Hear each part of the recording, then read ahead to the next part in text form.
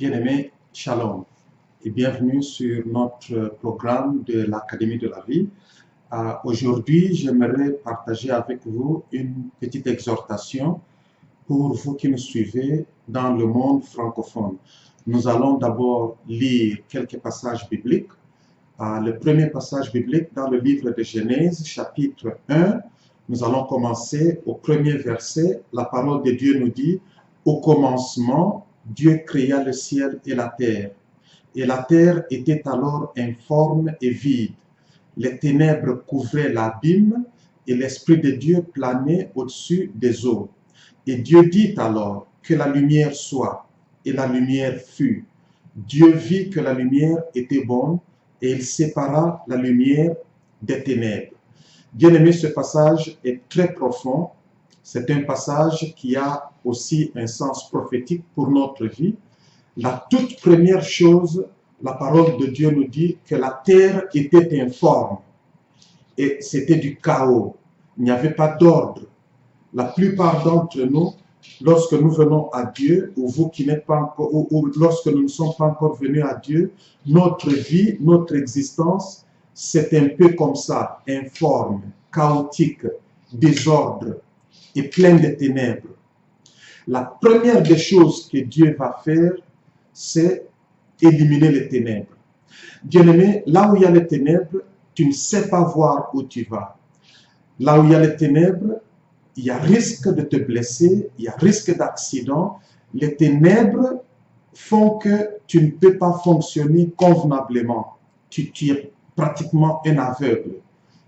Bien-aimé, la première des choses que Dieu fait dans notre vie, c'est qu'il déclare au verset 3 que la lumière soit. Alors moi aussi, je vais parler dans votre vie aujourd'hui par rapport aux situations dans lesquelles tu te trouves aujourd'hui. Il est possible que quand tu examines ta vie, tu vois le chaos sur le plan familial, sur le plan financier, sur le plan économique, sur le plan social, sur le plan spirituel, sur le plan marital, conjugal. Quand tu examines ta vie sur le plan politique dans le pays, je déclare que la lumière soit. Cette lumière, bien-aimée, vous vous rendez compte que lorsque Dieu déclare que la lumière soit, en ce moment, il n'avait pas encore créé le soleil et la lune. Mais il déclare que la lumière soit. En d'autres termes, il ne s'agit pas de la lumière naturelle. Il ne s'agit pas des capacités, de sources naturelles de lumière. Il ne s'agit pas de tes connaissances intellectuelles. Il ne s'agit pas de l'illumination qui vient des hommes, mais il s'agit de Dieu lui-même. Parce que dans le livre de Jean, dans le premier chapitre, nous lisons que la parole qui était dès le commencement et qui est venue dans le monde est la lumière des hommes.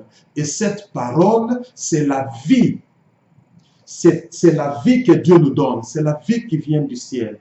Alors moi aussi aujourd'hui je déclare dans ta vie, vous qui me suivez en ce moment, que la lumière soit dans ton foyer, que la lumière soit dans ta santé, que la lumière soit dans notre pays, que la lumière soit dans la ville dans laquelle tu habites, que la lumière soit dans ton ministère, que la lumière soit. C'est la première chose dont on a besoin. Lorsque tu rentres chez toi la nuit, la première des choses que tu fais, c'est allumer.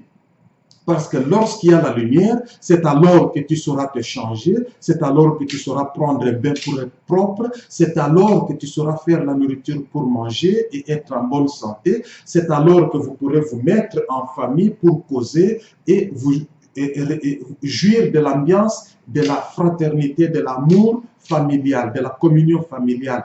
Que la lumière soit dans ta vie, dans le nom de notre Seigneur Jésus-Christ de Nazareth.